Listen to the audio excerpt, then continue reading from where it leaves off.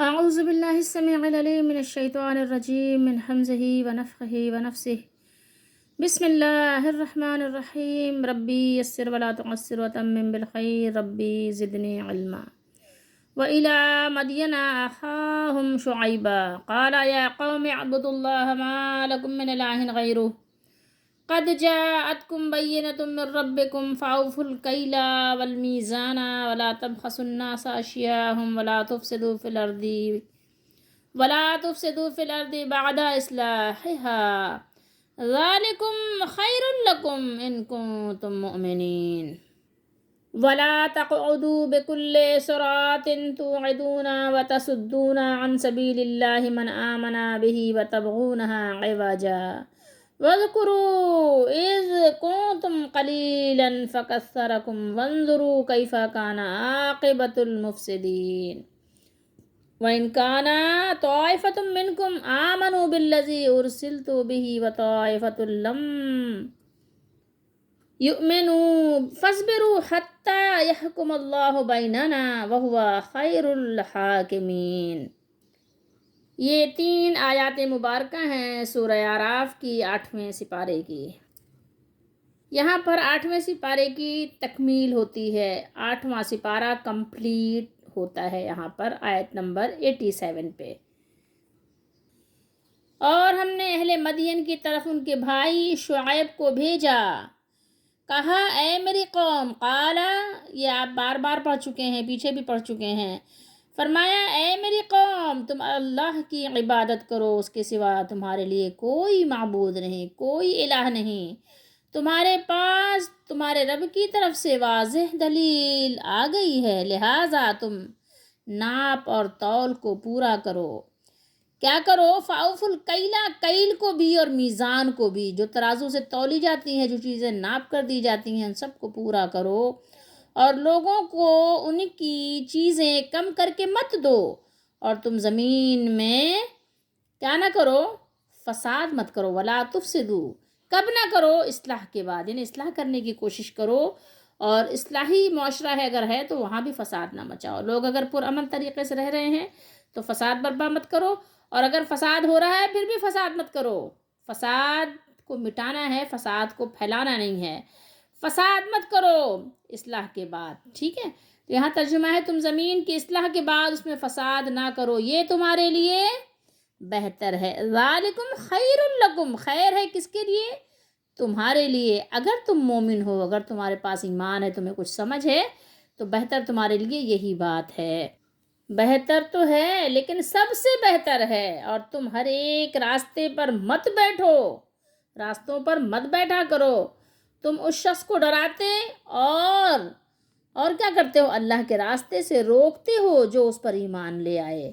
اور تم اس راہ میں ٹیڑھ تلاش کرتے ہو.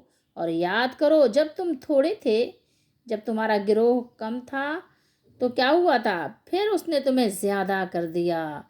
پھر کیا کیا؟ گروہ کو، جماعت کو بڑھا دیا. اور دیکھو فسادیوں کا انجام کیسا ہوا تھا. اور اگر تم میں سے کچھ لوگ اس حکم پر ایمان لے آئے ہیں جو مجھے دے کر بھیجا گیا ہے. یہ کس کا بیان ہے؟ شعیب علیہ السلام کا.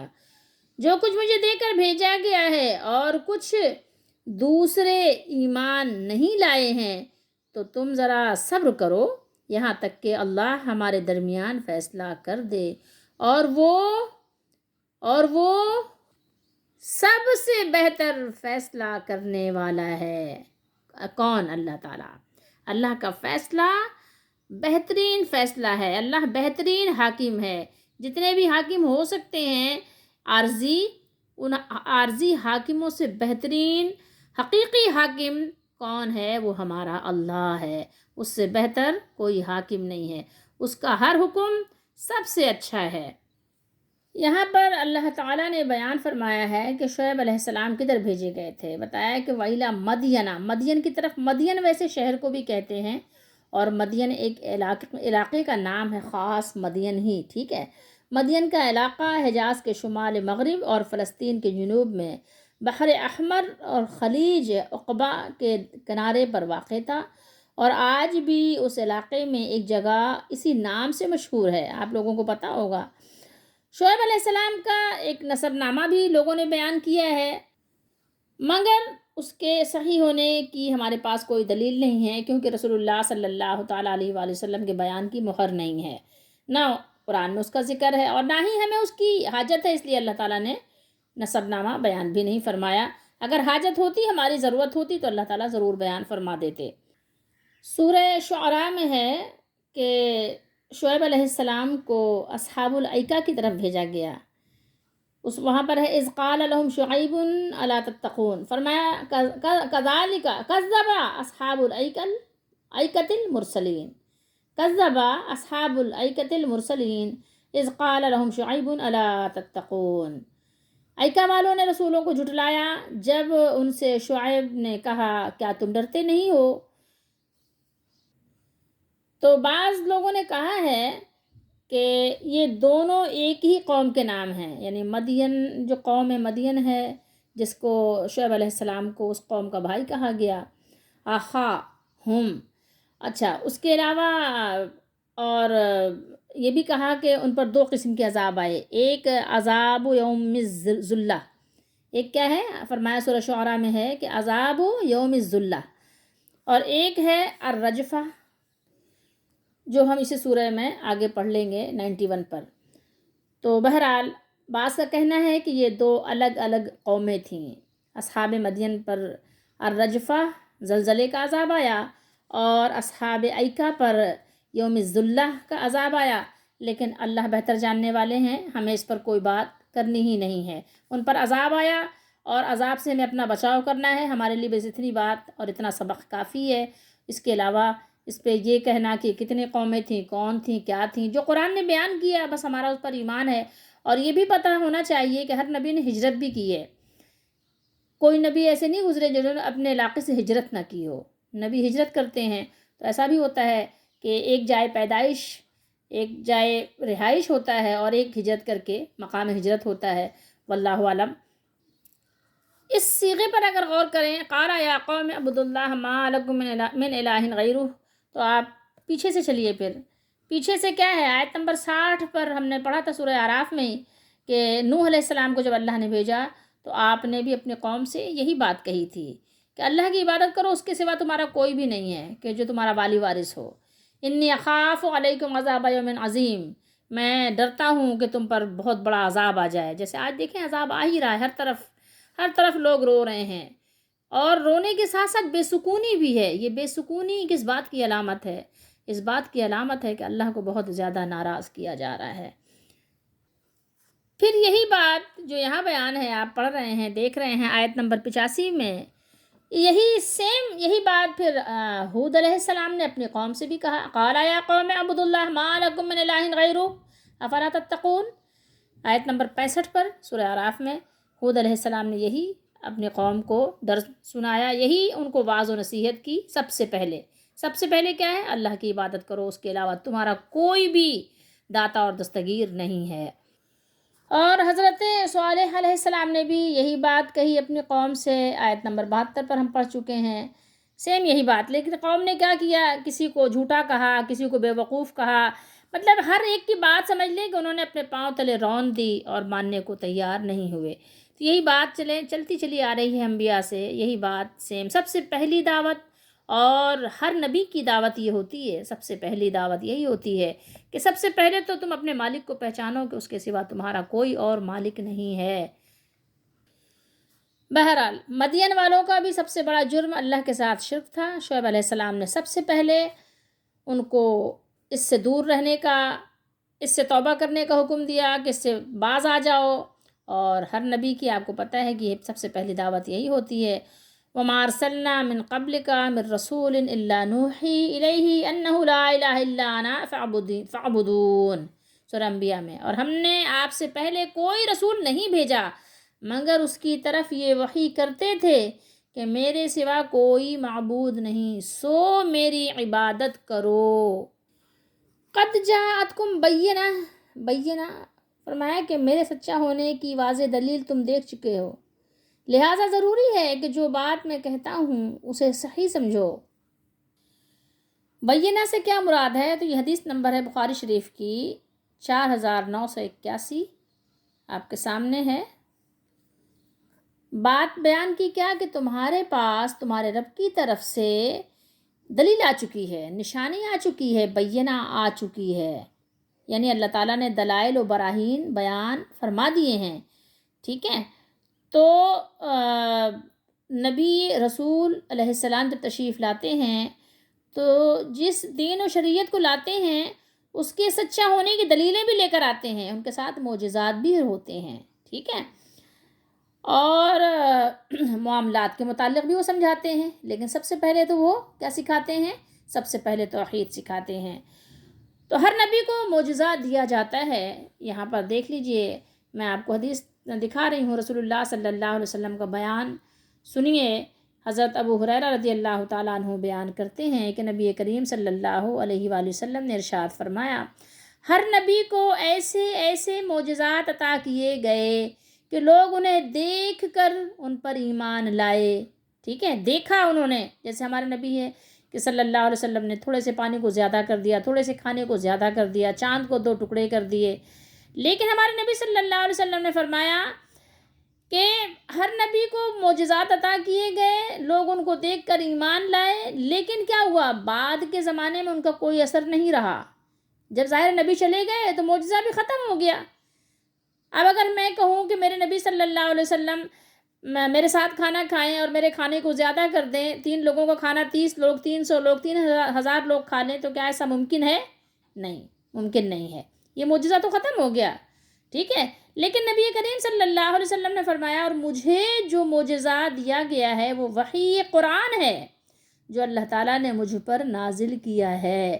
اس کا اثر قیامت تک باقی رہے گا. یعنی قیامت کی جو بڑی بڑی نشانیاں جب ظاہر ہوں گی، اس سے پہلے تو ظاہر ہے کہ پھر قرآن کے صرف یعنی حروف یا رسمیں رہ جائیں گی. جیسے آج بھی اب آپ دیکھیں تو قرآن تقریباً لوگوں کے دلوں سے محو ہوتا جا رہا ہے. لیکن بہرحال آپ صلی اللہ علیہ وسلم نے فرمایا کہ اس لیے مجھے امید ہے کہ قیامت کے دن میرے فرما بردار لوگ دوسرے نبیوں کے تابع داروں سے زیادہ ہوں گے. کیا فرمایا؟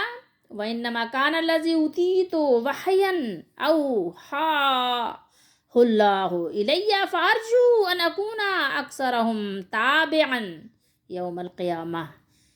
آپ صلی اللہ علیہ وسلم کے تابع کتنے ہوں گے؟ زیادہ ہوں گے. بعض نبی تو ایسے آئیں گے قیامت کے دن کہ ان کا ایک ہی امتی ہوگا. سب نبیوں کے تھوڑے تھوڑے سے امتی ہوں گے، ایک ہوگا. کچھ ایسے نبی بھی ہیں کہ جن کا ایک امتی بھی نہیں ہوگا. اور موسیٰ علیہ السلام کے امتی تمام نبیوں میں سب سے زیادہ ہوں گے. اور ہمارے نبی صلی اللہ علیہ وسلم کے امتی کتنے ہوں گے؟ سب سے زیادہ ہوں گے. بلکہ یہ ہے کہ آدھے امتی تمام نبیوں کے ملا کر ہوں گے اور آدھے جنتی ہمارے نبی صلی اللہ علیہ وسلم کے ہوں گے. ٹھیک ہے. یعنی یہ سمجھ لیجئے کہ اگر 1 کروڑ لوگ، 1 ارب رکھ لیں، 1 ارب لوگ اگر جنت میں ہیں تو اس میں 50 کروڑ لوگ ہمارے نبی صلی اللہ علیہ وسلم کی امت کے ہوں گے اور 50 کروڑ لوگ تمام نبیوں کی امت کے ہوں گے، سب ملا کر. سمجھ رہے ہیں بات کو؟ تو یہ ہے ہمارے نبی صلی اللہ علیہ وسلم کا معجزہ قرآن ہے.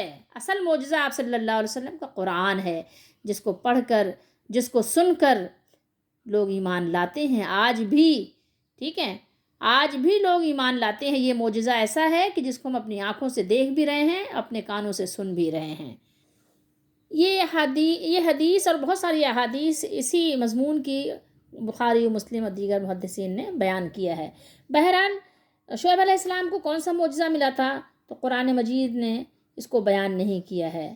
اور اس کے علاوہ بھی بہت سارے نبیوں کے نام قرآن میں یعنی بیان نہیں ہوئے ہیں. ٹھیک ہے. ان کے معجزات بھی بیان نہیں ہوئے ہیں. تو ہمارے لیے اتنا ہی بات یعنی کہنا چاہیے کہ کافی ہے کہ شعیب علیہ السلام معجزہ لے کر آئے تھے اور اس میں زیادہ اس میں قرید شرید کرنے کی کوئی ضرورت بھی نہیں ہے اور اس سے کچھ حاصل بھی نہیں ہے. فَأَوْفُوا الْكَيْلَ وَالْمِيزَانَ، یہ کیا بیان کر رہا ہے؟ یہ بتا رہا ہے کہ ان کے اندر کیا کیا خرابیاں تھیں. ٹھیک ہے. اس سے آپ کو یہ معلوم ہو رہا ہے، آپ کے علم میں اضافہ ہو رہا ہے کہ اس قوم میں شرک کے ساتھ دوسری خرابی بھی تھی، اور وہ خرابی تھی کہ ناپ تول میں وہ کمی کرتے تھے. لیتے وقت زیادتی زیادہ لے لیتے تھے، دیتے وقت کم کر دیتے تھے. اگر کوئی ان کی اس زیادتی کے خلاف احتجاج کرتا تو مل کر اس کی بے عزتی کرتے اور اسے مارتے پیٹتے. ٹھیک ہے. آج جیسے ہمارے بازاروں میں ہو رہا ہے. کیا ہے، لوگوں کو بیوقوف بنا دیتے ہیں، آرام سے بیوقوف بنا دیتے ہیں. آپ دیکھیں نا کتنی طرح کی زیادتیاں ہو رہی ہیں. تھوڑی بہت زیادتی ہو رہی ہے. کون سی ایسی فیلڈ ہے جس میں کہ زیادتی نہیں ہو رہی ہے؟ جس کے ہاتھ میں جو ہے اس ذریعے سے نقصان پہنچا رہا ہے. کہنے کو کچھ بھی کہیں، رونے کو کوئی بھی روئے، لیکن یہ جو عذاب ہم پر مسلط ہے تو یوں ہی تو نہیں ہے نا. اس کے پیچھے بہت بڑے بڑے کارنامے کیے ہیں. اللہ ہم سب کو توبہ کی توفیق دے. تو اس کے پیچھے بہت محنت ہے.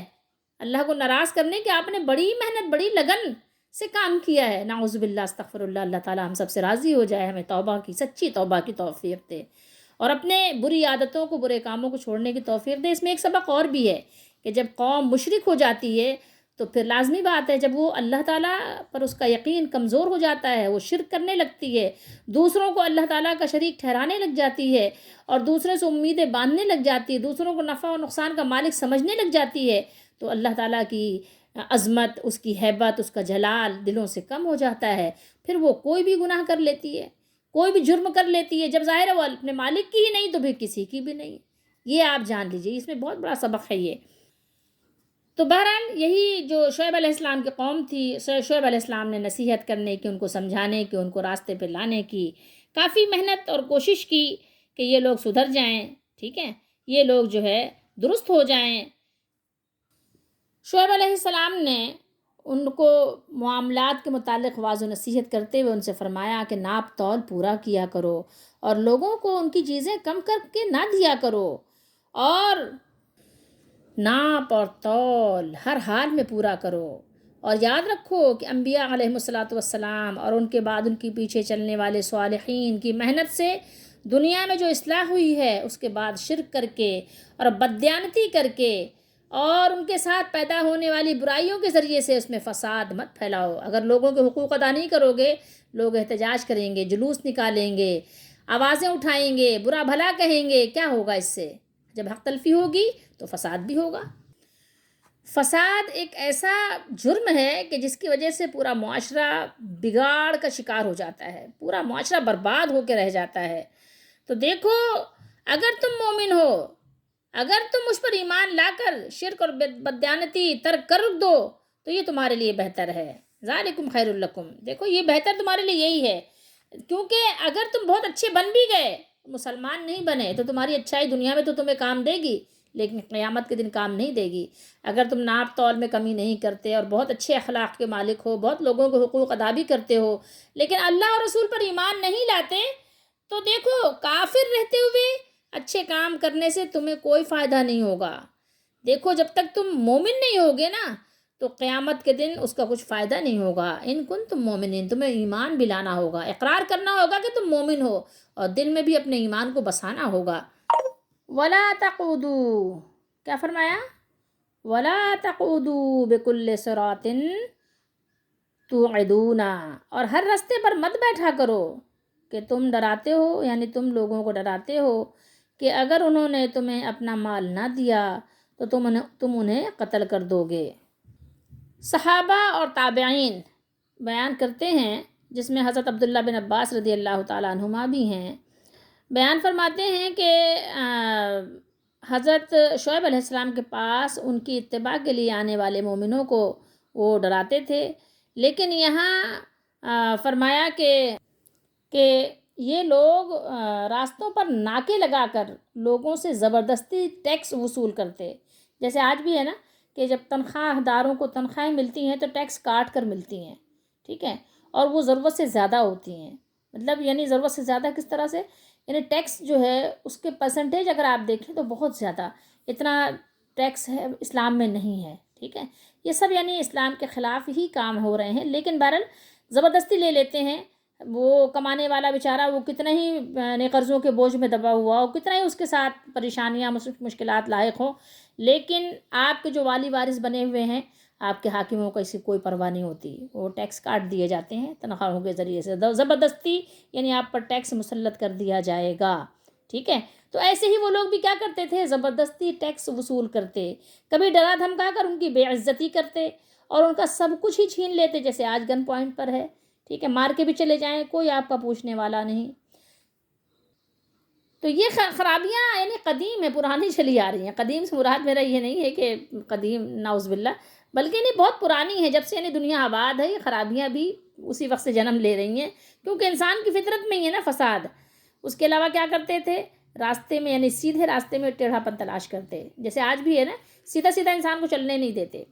جب تک کہ انسان ٹیڑھا نہ ہو جائے نا تو اس کو چین لینے نہیں دیتے، چین سے جینے بھی نہیں دیتے. تو یہی حال ان کا بھی تھا.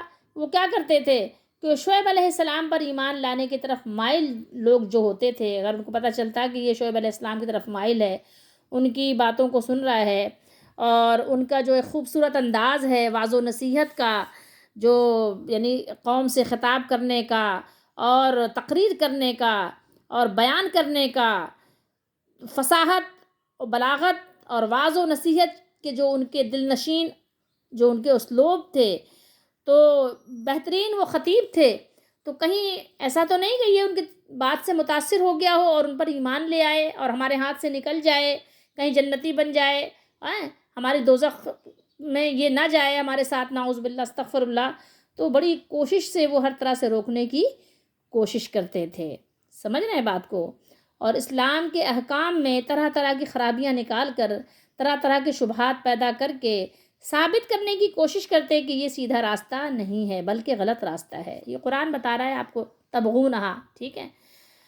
کچھ نہ کچھ ایواج تلاش کر لیتے، بغاوت کا کچھ نہ کچھ وہ طریقہ نکال لیتے تھے اور غلط راستہ بتا دیتے تھے. ٹھیک ہے، جیسا کہ آج کل بھی آپ دیکھ سکتے ہیں کہ نام کے جو مسلمان ہیں، ٹھیک ہے، نام کے بس نام ہی کے ہیں، ٹھیک ہے، بڑے اپنے آپ کو دانشور بھی کہلائیں، بڑے پروفیسر بھی کہلائیں، بڑے بڑے حاکم و حکمران بھی کہلائیں، ٹھیک ہے، لیکن اگر آپ دیکھیں گے تو وہ مسلمانوں سے متاثر نہیں ہوتے ہیں تو کس سے ہوتے ہیں، بس آپ جان سکتے ہیں. بہرحال، اور آج بھی آپ دیکھیں تو اسلام کے قوانین کو کیا کہتے ہیں کہ یہ وحشیانہ ہے، نعوذ باللہ استغفر اللہ. بہرحال شعیب علیہ السلام نے ان کو کیا کیا، ان کو جو ہے ان تمام برائیوں سے روکا اور اللہ تعالیٰ کا احسان یاد دلایا کہ اس نے تمہاری تھوڑی سی نسل کو کس قدر بڑھایا، اور انہیں مفسدین کے انجام بد سے عبرت حاصل کرنے کی تلقین فرمائی. کہا کہ اللہ کی نعمتیں یاد کرو، اور ایک نعمت یہ بھی ہے کہ تم تھوڑے سے لوگ تھے تو تمہاری جماعت کو اللہ نے بڑھا دیا. اور غور و فکر کی دعوت دی، وانظروا کیف کان عاقبۃ المفسدین، اور دیکھو فسادیوں کا انجام کیسا ہوا تھا، کیسے جو گزر گئے ان کا انجام کیسا ہوا، کیسے مٹائے گئے صفحہ ہستی سے. ان کے انجام بد سے ڈرو. اور پھر آگے دیکھیے کیا ہے حکم، فَاصْبِرُوا حَتَّى يَحْكُمَ اللَّهُ. یہ انہیں کفر پر صبر کا حکم نہیں ہے بلکہ انہیں اللہ کے عذاب سے ڈرایا ہے. جیسا کہ اور بھی مقام پر آپ دیکھیں سورہ توبہ وغیرہ میں، فَتَرَبَّصُوا إِنَّا مَعَاكُمْ مُتَرَبِّصُونَ. سو انتظار کرو، بے شک ہم بھی تمہارے ساتھ انتظار کرنے والے ہیں. وَإِنْ كَانَ طَائِفَةٌ مِّنْكُمْ آمَنُوا، اور اگر تم میں سے ایک جماعت میری رسالت پر ایمان لے آئی ہے اور ایک جماعت ایمان نہیں لائی، یعنی میرے بارے میں تم اختلاف میں مبتلا ہو گئے ہو، فَاصْبِرُوا، انتظار کرو. کس چیز کا؟ حَتَّى يَحْكُمَ اللَّهُ بَيْنَنَا، انتظار اس بات کا کرو یہاں تک کہ اللہ ہمارے درمیان فیصلہ کر دے. وَهُوَ خَيْرُ الْحَاكِمِينَ، اور وہ سب سے بہتر فیصلہ کرنے والا ہے. وہ یقیناً اپنے سے ڈرنے والوں کا انجام اچھا کرے گا اور کافروں کو تباہی و بربادی اور ہلاکت میں مبتلا کر دے گا. بہت غور طلب باتیں ہیں. وَتَصُدُّونَ عَنْ سَبِيلِ اللَّهِ، صدّا یا سدو سے کیا بنے گا یہ، یعنی کوئی دیوار کھڑی کر دینا، رکاوٹ کھڑی کر دینا. ٹھیک ہے، تو غور کرنے کی بات ہے کہ جو شخص اللہ پر ایمان لاتا ہے اسے اللہ کی راہ سے روکتے ہیں، رکاوٹ کھڑی کرنے کی کوشش کرتے ہیں اور اس میں کجی ڈھونڈتے ہیں. تو تم اس بات کو پسند کرتے ہو کہ اللہ کے رستے میں کجی ہو اور ٹیڑھا، اللہ کا راستہ ٹیڑھا کر دو، ٹیڑھا ہو جائے. کیسے مطلب یعنی تم لوگ گری ہوئی حرکتیں کر رہے ہو، ذرا سوچو تو صحیح. وَاذْكُرُوا، یاد کرو، اذ کنتم قلیلا، یاد کرو اس وقت کو جب تم تھوڑے سے تھے تو اللہ نے تم کو جماعت کیا کر دیا، کثیر کر دیا، بڑی جماعت بنا دیا. تم اپنی تعداد کی قلت کی وجہ سے کمزور تھے، مگر اب تعداد کی کثرت کی وجہ سے بڑے مضبوط ہو گئے ہو، قوی بن چکے ہو، تو اللہ تعالیٰ کی اس نعمت کو ہمیشہ یاد رکھو، اور یاد رکھو وانظروا کیف کان عاقبۃ المفسدین، اور دیکھو خرابی کرنے والوں کا انجام کیسا ہوا۔ آج بھی نہیں ڈرتے ہم نا، کیسا دیکھیں زلزلہ آتا ہے تھوڑی دیر کے بعد جو بچ جاتے ہیں نا پھر ویسے ہی ہو جاتے ہیں، بڑے بڑے محلوں سے نکل کے خیموں میں آ جاتے ہیں، اور بڑی بڑی پسند کی چیزیں کھانے والے، یہ آرڈر کر دو یہ آ جائے وہ آ جائے، یہ کھا لو وہ کھا لو، نہیں یہ اچھا نہیں لگ رہا ہے، نہیں وہ اچھا نہیں لگ رہا ہے، پھر وہ روٹیوں کا انتظار کرتے ہیں، قطار میں کھڑے ہوتے ہیں کہ ہیلی کاپٹر سے روٹی گرے گی یا کوئی امداد آئے گی تو روٹی پیٹ میں جائے گی، لیکن پھر تھوڑے عرصے بعد جب اللہ حالات بدل دیتے ہیں تو بھول جاتے ہیں، یاد نہیں رکھتے۔ یاد رکھنے کی چیزیں یاد رکھو، دیکھو کیسا انجام ہوا جھٹلانے والوں کا، دیکھو تم کیسے شان و شوکت سے رہا کرتے تھے، آج تمہارے اپنے پیارے تم سے بچھڑ گئے، گزشتہ زمانوں میں نہیں اپنے زمانے ہی میں دیکھ لو، دیکھو آج تو آپ کا میڈیا بڑا فاسٹ ہے نا، سب کچھ دکھا رہا ہے، سابقہ امتوں کا انجام کیسا ہوا اگر وہ نہیں سمجھ آتی تو اپنے سامنے دیکھ لو کہ اللہ کی نافرمانی اور اس کے رسولوں کی تکذیب کی وجہ سے وہ کیسے کیسے دردناک اور عبرت انگیز عذابوں میں مبتلا ہوئے۔ کیا تم بھی اس دن کا انتظار کر رہے ہو؟ جب وہ دن آ جائے گا تو فائدہ ہی کیا ہوگا؟ کچھ بھی فائدہ نہیں ہوگا۔ اب دیکھیے ان آیات میں کچھ اپنے لیے بھی سبق نکال لیجئے تاکہ ہمیں توبہ کرنے کا موقع ملے اور اپنی اصلاح کر لیں، تاکہ مرنے سے پہلے اپنے آپ کو درست کر کے اپنے رب کے دربار میں جب حاضری ہو تو وہاں پر شرمندگی سے اپنے آپ کو بچا سکیں۔ ذکر تو بظاہر یہاں پر وہی ہے کہ جو شعیب علیہ السلام کی قوم ہے، ٹھیک ہے، اور شعیب علیہ السلام کی نصیحت، واعظ اور ان کا خطاب یہاں پر مذکور ہے، لیکن ظاہر ہے کہ ہمارے لیے بھی تو اس میں سبق ہے، جبھی تو بیان کیا اللہ تعالیٰ نے کہ ان سے سبق سیکھ کر اپنا بچاؤ کر لو۔ کچھ تو ہمارے لیے اس میں سبق بہرحال ہے نا، کہ صرف اسی ایک قوم کا معاملہ تو نہیں ہے، اگر ہم یہ کریں گے تو کیا ہمیں کیا ملے گا؟ ہمیں لڈو تو نہیں ملیں گے، ہمیں بھی ظاہر ہے اسی طرح سے پھر مشکلات اور عذاب سے دوچار ہونا پڑے گا۔ تو اس لیے سبق یہاں پر کیا ہے کہ دیکھیے کہ وہاں بھی ایک خوشحال قوم کا یہاں اللہ تعالیٰ نے ذکر فرمایا ہے کہ ایک ان کی تجارتی منڈی تھی جہاں آنے جانے والے تجارتی قافلے اپنا سامان بیچتے بھی تھے اور اپنی ضروریات کی چیزیں خریدتے بھی تھے، اس لیے اہل مدین معاشی لحاظ سے بڑے خوشحال تھے۔ حضرت شعیب علیہ السلام نے ان کو ان کے حسن استدلال اور فصیحانہ، بہت ہی فصیح و بلیغ انداز میں کلام کر کے سمجھایا ان کو اپنی تبلیغی وعظوں کا اور اپنی نصیحتوں کا، جو قرآن نے یہاں ہمیں بتایا ہے کہ وہ اپنی قوم کی جو خرابیاں تھیں ان خرابیوں سے ان کو آگاہ کیا، اور آپ نے انہیں اصلاح کے لیے اپنی کوششیں وقف کر دیں۔ ایک تو یہ کہ اگرچہ آپ کی قوم کا جو سلسلہ نسب ہے موحد اعظم حضرت ابراہیم علیہ السلام سے ملتا تھا، لیکن مرور وقت اور دوسری مشرک قوموں سے میل جول کے باعث وہ مشرک ہو گئے تھے، شرک میں مبتلا ہو چکے تھے، اس لیے حضرت شعیب علیہ السلام نے سب سے پہلے انہیں سمجھایا کہ اللہ ایک ہی ہے، ٹھیک ہے، تو مجھے اور آپ کو بھی یہ سبق لے لینا چاہیے کہ اپنی ہر طرح کی جو بھی ہمیں امداد چاہیے سب سے پہلے آپ اللہ سے مانگیں، اور اگر اللہ تعالیٰ چاہیں گے تو کوئی ذریعہ انسانوں کے ذریعے سے ہی آپ کے لیے بنا دیں گے۔ کسی اور سے، کسی قبر والے سے مت مانگیں، کسی قبر والے سے دعا مت کریں، اس کے لیے دعا کریں، قبر والا تو خود ہے کہ آپ سے دعا کا طالب ہے کہ آپ اس کے لیے دعا کریں، ٹھیک ہے۔ تو آپ کا حاجت روا مشکل کشا صرف ایک ہے، آپ کا اللہ، اس کے سوا اور کوئی نہیں ہے۔ تو شعیب علیہ السلام نے سمجھایا کہ دیکھو اس کے سوا کوئی الہ نہیں ہے، نہ ہو سکتا ہے، کوئی مددگار نہیں ہے، کسی اور کو مت پکارو، اس لیے اس کے بغیر کسی اور کی عبادت کرنا، کسی اور سے دعا کرنا، کسی اور کو پکارنا، کسی اور سے امید لگانا، کسی اور کو داتا و دستگیر سمجھنا سخت نادانی ہے۔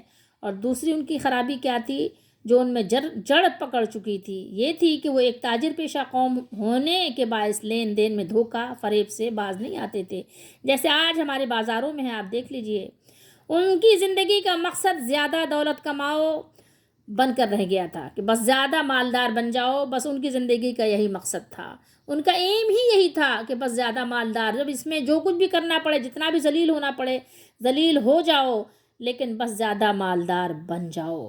اس مقصد کو حاصل کرنے کے لیے وہ کسی بڑی سے بڑی بے ایمانی اور فریب کاری کو جائز سمجھ لیتے تھے، جیسے ہمارے زمانے میں سود بھی پتہ ہے کہ اللہ تعالیٰ کا اعلان جنگ ہے، رسول اللہ کا اعلان جنگ ہے، پھر بھی سود لے لیتے ہیں، سود کھا لیتے ہیں، کوئی قباحت نہیں ہے، کیونکہ مال اتنا پیارا ہے، مال ہی ان کا دین بن چکا ہے۔ بس مال زیادہ کماؤ اور دولت مند بن جاؤ، یہی مقصد رہ گیا ہے۔ کم تولنا، کم ناپنا، دوسرے لوگوں سے کوئی چیز خریدتے وقت اس کی سادگی سے فائدہ اٹھا کر اس کی قیمت کم کر دینا۔ جب خریدتے تھے، ابھی سونار کے ہاں جائیں آپ سونا لے کر، تو آپ کا سونار آدھے قیمت پر بھی نہیں لیتا، اور جب خریدنے جائیں تو دگنی بتا کر دیتا ہے۔ ساری چیزیں آپ سے ہی لے گا، اپنے دکان کا بل، اپنا اے سی چلائے گا، اے سی میں خود بیٹھے گا، بل آپ سے لے گا، ٹھیک ہے۔ تو یہی حال ان کا بھی تھا، یہی حال ہمارا بھی ہے۔ بس ہم پر اللہ کا فضل یہ ہے کہ پوری قوم تباہ اس لیے نہیں ہوتی کہ اللہ کے نبی صلی اللہ علیہ وسلم کی دعا کو اللہ تعالیٰ نے قبول فرمایا ہے۔ کوئی اگر سیدھا سادہ انسان چلا جائے تو ظاہر ہے اس کو تو وہ بیچ ہی دیں گے، اس کو تو برباد ہی کر دیں گے کہ وہ بیچارہ اپنے گھر میں پھر جینے کے لائق نہ رہ جائے، اس کا تو سب کچھ لوٹ لیں گے۔ آپ چلے جائیں، جو دیکھیں آپ بیٹھے ہوئے نا، یہ پراپرٹی ڈیلرز جو بیٹھے ہوئے ہیں، اگر آپ مکان بیچنے جاتے ہیں تو وہ کوڑیوں کے حساب سے بتاتے ہیں کہ اس کی تو کوئی قیمت ہی، کوئی ورتھ ہی نہیں ہے مارکیٹ میں۔ جب خریدنے جائیں تو وہ اتنا بتاتے ہیں کہ ایک عام آدمی تو اپنا گھر بنا ہی نہیں سکتا، سوچ ہی نہیں سکتا، ایک فلیٹ لینا بھی اس کے لیے بھاری ہو جائے گا۔ تو بہرحال دھوکہ دینا، فریب کرنا، بے ایمانی کرنا، بس ان کے لیے کچھ بھی بات ہی نہیں تھی۔ بے ایمانی ان کے جیسے نس نس میں سما چکی تھی، تو لوگوں کو بیوقوف بنا کے لوگوں کی سادگی سے وہ بھی فائدہ اٹھاتے تھے، جیسا کہ آج آپ خود اٹھا رہے ہیں، اور ان کے لیے یہ بات کوئی ہرگز معیوب نہیں تھی۔ حضرت شعیب علیہ السلام نے ان کو سمجھایا تو انہوں نے شعیب علیہ السلام سے لڑنا جھگڑنا، دھمکی دینا شروع کر دیا۔ بہرحال آخر کار شعیب علیہ السلام نے اپنی قوم کو تنبیہ فرمائی، اور آپ کو بھی قرآن نے اور سنت نے، حدیث نے، اللہ کے نیک بندوں نے تنبیہ فرمائی ہے کہ اگر تم نے توحید کی جگہ شرک اور ہدایت کی جگہ گمراہی اختیار کی، یا تجارتی اصولوں کو اپنے ذاتی منفعت، ذاتی فائدے کے لیے پامال کیا، پاؤں تلے روندا، تو امن و ہدایت کی پرسکون جو فضا ہے، اس میں فتنہ و فساد کے شعلے بھڑک اٹھیں گے، جیسے آج ہمارے یہاں ہے۔ ہر شخص لڑ رہا ہے، جیسے کتے بلیاں لڑتے ہیں نا، اس سے زیادہ بری طریقے سے لڑ رہے ہیں۔ کتے بلیاں بھی اگر شاید ان کو بھی عقل و شعور دے دیا جائے تو ہمارے معاشرے کو دیکھ کے ہنسیں کہ یہ عقل والے انسان ہیں، یہ اپنی تھوڑی تھوڑی چیزوں کے لیے کیسے لڑتے ہیں۔ گھروں میں لڑائیاں، محلوں میں لڑائیاں، بستیوں میں لڑائیاں، شہروں میں لڑائیاں، ملکوں میں لڑائیاں، آپ دیکھیں تو زندگی جیسے کہ ایک جہنم بنا کر رکھ دیا لوگوں نے، کہیں پر سکون کا نام و نشان ہی نہیں ملتا، ہر طرف بے ایمانی کا دورہ ہے، بازار میں خرید و فروخت کرنا مشکل ہو گیا۔ آپ دیکھیں تو صحیح، جینا دوبھر کر دیا لوگوں کا۔ کہتے ہیں کہ مہنگائی ہے، ہر شخص جو ہے نا آپ کے سادہ پن سے فائدہ اٹھانا چاہتا ہے۔ اگر آپ کو معلوم نہیں ہے مارکیٹ ریٹ، آپ کو پتہ نہیں ہے، بس آپ سمجھ لیں آپ کی خیر بھی نہیں ہے، پھر خیر بھی نہیں ہے۔ ایسی میٹھی میٹھی باتیں کرے گا اور ایسی دھوکہ آپ کو دے گا نا کہ آپ بس سر پکڑ کے بیٹھ جائیں گھر آئیں تو، چاہے آپ کا ہارٹ فیل ہی ہو جائے گا۔ اتنا بڑا دھوکہ، اتنی میٹھی باتیں کر کے، کسی کی باتوں پہ کبھی آنا بھی نہیں، ٹھیک ہے۔ اگر لوگوں کے باتوں میں آ گئے تو بس، تو لازمی بات ہے ہر شخص تو برداشت بھی نہیں کرتا نا، تو پھر کوئی ابے تبے کر کے نکل بھی آتا ہے آستین چڑھا کے، ہاں ابے تو نے ایسا کیوں کیا، ٹھیک ہے۔ تو پھر کیا ہوگا، فساد کے شعلے بھڑکیں گے۔ تو فساد نہ کرو، اللہ تعالیٰ نے منع کیا ہے، یہاں سبق ہے ہمارے لیے۔ راستوں میں بیٹھنے، یہاں پر بھی ایک سبق ہے ہمارے لیے کہ کچھ لوگ جاتے ہیں قبروں پہ، کچھ لوگ جاتے ہیں مزاروں پہ، کچھ لوگ کرتے ہیں طرح طرح کے یعنی خرافاتی جلوس، اور طرح طرح کے یعنی اپنے پتہ نہیں من پسند انہوں نے میلے ٹھیلے بنائے ہوئے ہیں، من پسند انہوں نے عرس کے میلے، اور پتہ نہیں درگاہ اور دربار، اور پتہ نہیں کون سی کیا جگہیں، اور پتہ نہیں کون کون سے تہوار، کون کون سے کنڈے اور کون کون سے حلوے، سب یہ انہوں نے بنائے ہوئے ہیں۔ اب اگر کوئی یہ نہ کرے تو کیا کرتے ہیں، بیٹھ جاتے ہیں۔ ان کے بہت سارے ٹھیے ہیں، بہت ساری دکانیں ہیں، دکان لگائے بیٹھے ہوئے ہیں، ٹھیک ہے۔ تو جب شعیب علیہ السلام نے منع کیا تھا، آج بھی اگر لوگ منع کریں کہ دیکھو نہیں ایسا کرو تو کیا ہے، شعیب علیہ السلام نے منع کیا ایسا نہ کرو، اور آج بھی اگر اللہ کے نیک بندے توحید والے لوگ ان راستوں پر بیٹھنے سے منع کریں کہ ایسا نہ کرو، لوگوں کو اللہ کے راستے سے مت روکو، ٹھیک ہے، اللہ کے راستے سے مت روکو، نیک جگہوں پہ جانے سے مت روکو، توحید والوں کے دربار پہ جانے سے مت روکو کہ توحید والے ہیں یہ، لیکن ان کے گھر نہیں جانے دیتے، ایسے وہ لوگ شعیب علیہ السلام کے گھر قیام گاہ کی طرف جانے کے لیے روک دیتے تھے کہ مت جاؤ ادھر، ان سے میل جول مت رکھو۔ آج بھی اہل توحید سے کہتے ہیں ان کی بات مت سنو، ان کی تقریر مت سنو، ان کی ویڈیو مت دیکھو، ان کے محفل میں مت جاؤ۔ کیوں؟ اس لیے کہ تم یہ ظاہر چھوڑ دو گے، اللہ والے ہو جاؤ گے، اللہ کو ماننے والے ہو جاؤ گے، رسول اللہ کی سنتوں پہ چلنے والے ہو جاؤ گے، تو تم کو کیا کہیں گے، گمراہ کہیں گے، تم کو کیا کہیں گے، کہیں گے کہ یہ اولیاء کا گستاخ ہے، یہ رسول اللہ، نعوذ باللہ استغفر اللہ، رسول اللہ صلی اللہ علیہ وسلم کا گستاخ ہے، تو اللہ تعالیٰ نے ان کی مذمت فرمائی ہے. اللہ تعالیٰ نے یہاں جو بیان نقل فرمایا ہے ان کی مذمت کی ہے کہ شعیب علیہ السلام نے ان کو کس کس طرح سے سمجھایا. تو یہاں پر میرے اور آپ کے لیے بے شمار سبق پوشیدہ ہیں کہ اس طرح کے پروپیگنڈے کے باوجود اگر کوئی اللہ کا بندہ اللہ تعالیٰ کی طرف آئے، دین کی بات کرے، تو لوگ جو ہے رکاوٹ بن جاتے ہیں. تو آپ اور میں کیا اس میں سبق لیں گے؟ یہ سبق لیں گے کہ ہمیں قرآن و سنت کی طرف آنے دو. ہمارے زمانے میں لوگ کیا کہتے ہیں کہ دیکھو قرآن نہ پڑھو، قرآن پڑھو گے تو بہک جاؤ گے. قرآن پڑھنا، قرآن کو سمجھنا ہر ایک کے بس کی بات نہیں ہے. اللہ اکبر. اللہ کے نبی نے تو ایسا نہیں کہا تھا کہ قرآن نہ پڑھنا. تم عربی دان ہو، تمہیں تو عربی آتی ہے، پڑھو گے تو سمجھ جاؤ گے تو بہک جاؤ گے، اس لیے قرآن نہ پڑھنا. اللہ اکبر. کیسے کیسے لوگوں نے الزامات لگائے، قرآن نہ پڑھنا، حدیث نہ پڑھنا. اور بعضے تو اتنے بڑے بڑے زبان رکھنے والے آ گئے، کہتے ہیں کہ میں نہیں مانتا حدیث کو. نعوذ باللہ، استغفر اللہ. ٹھیک ہے، قرآن کی آیات میں تعویل کر لیتے ہیں، حدیثوں میں اپنے منمانی تعویل کر لیتے ہیں.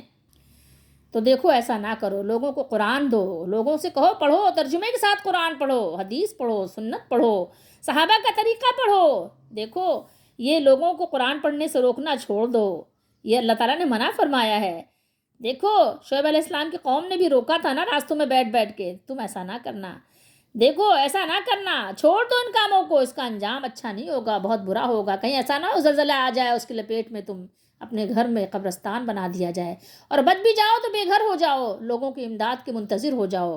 ڈرو اس وقت سے. اور دیکھو وانظروا کیف کان عاقبۃ المفسدین، اس میں بھی ہمارے لیے بہت سارے سبق ہیں. دیکھیے تمہارے ارد گرد بے شمار ایسے کھنڈرات ہیں، بے شمار تمہیں ایسے کھنڈرات نظر آتے ہیں، موجود ملتے ہیں، جو ان قوموں کا پہلے کبھی مسکن ہوا کرتے تھے. تم تو جا جا کر صرف سیلفی بنا کر آ جاتے ہو. ذرا کبھی غور بھی کیا کرو کہ وہ بھی اپنے زمانے میں بہت قوت و شوکت والے تھے، علم و صنعت میں اپنا ثانی نہیں رکھتے تھے، انہیں اپنے تہذیب و تمدن پہ بڑا ناز تھا، وہ طرز معاشرت پر بہت کہنا چاہیے کہ غرور کرتے تھے. لیکن جب وہ نافرمانی کی راہ پر چل نکلیں تو پیس کر رکھ دی گئیں وہ قومیں. تم ان کے دردناک انجام سے ڈرو. آنکھیں کھولو، آنکھیں کیوں بند کیے ہوئے ہو؟ کھولو، آنکھیں کھول کر دیکھو، اس کا مشاہدہ کرو، اس کو ملاحظہ کرو. کہیں ایسا نہ ہو کہ تم بھی ویسے ہی ہو جاؤ، تمہیں بھی اللہ کا عذاب آئے اور پیس کر رکھ دے، حرف غلط کی طرف مٹا کے رکھ دیے جاؤ تم. کیونکہ توبہ اسی وقت تک فائدہ دیتی ہے جب تک کہ آپ نے عذاب دیکھا نہیں ہو.